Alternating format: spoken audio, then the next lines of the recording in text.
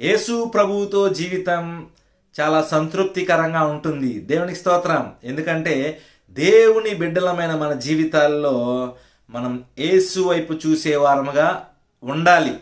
ఎప్పుడైతే నువ్వు యేసు వైపు చూసేవారముగా మనం ఉంటామో అప్పుడు మన జీవితాల్లో మనం దేని గురించి కూడా చింతించం.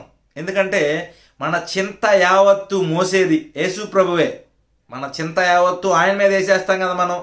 కాబట్టి మనం ఏమాత్రం కూడా చింతించవలసిన అవసరం ఏమీ లేదు. మనకేమైనా కూడా యేసు ప్రభు ఉన్నారు, ఆయన చేతిలో మనం ఉన్నాం. కాబట్టి ఆయనే చూసుకుంటారు.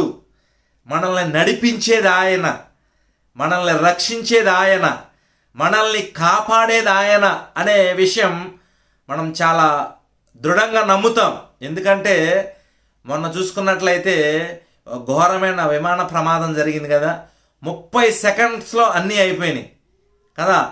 అలాంటి సందర్భాల్లో అలాంటి రోజుల్లో మనం ఉన్నాం. అయినా కూడా యేసు ప్రభువులో ఉన్న మన జీవితం చాలా సంతృప్తికరం. ఎందుకంటే ఒకవేళ అనుకోని సందర్భాల్లో మనకి ఏదైనా జరిగినా కూడా మన విశ్వాసం ఏంటంటే మనం ఇక్కడ కన్ను మూస్తే యేసు ప్రభు దగ్గర పరలోకంలో మన కన్నులు తెరుస్తాం, మనం దేవునితో ఉంటాం. మన ఈ లోక ప్రయాణం ఒక యాత్రికుని ప్రయాణం లాంటిది. ఇది శాశ్వతమైన ప్రయాణం కాదు. అది మనందరికీ బాగా తెలుసు. దేవునికి స్తోత్రం. కాబట్టి మన జీవితంలో ఏది ఉన్నా ఏది లేకపోయినా మనం చాలా సంతోషంగా సంతృప్తిగా ఉండగలుగుతాం.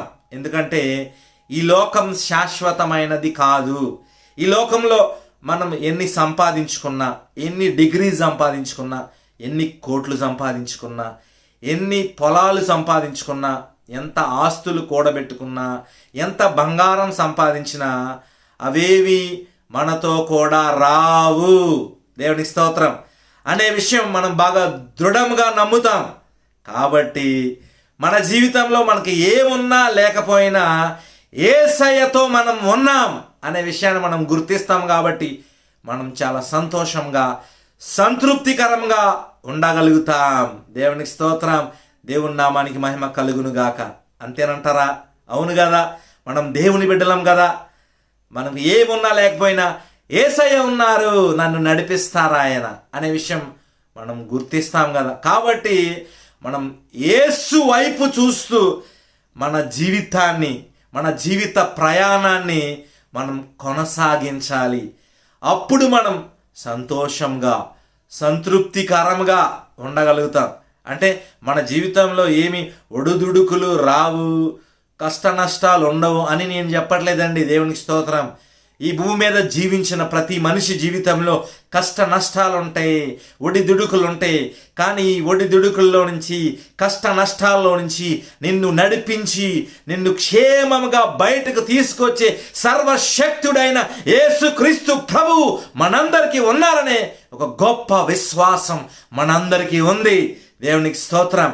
కాబట్టి మనం సంతోషంగా సంతృప్తికరంగా ఉండగలుగుతాం. దేవునికి స్తోత్రం.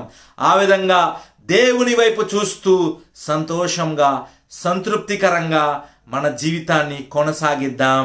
దేవునికి స్తోత్రం. దేవుని నామానికి మహిమ కలుగును గాక. దేవుడు మనల్ని అందరినీ దీవించి ఆశీర్వదించును గాక. ఆమెన్.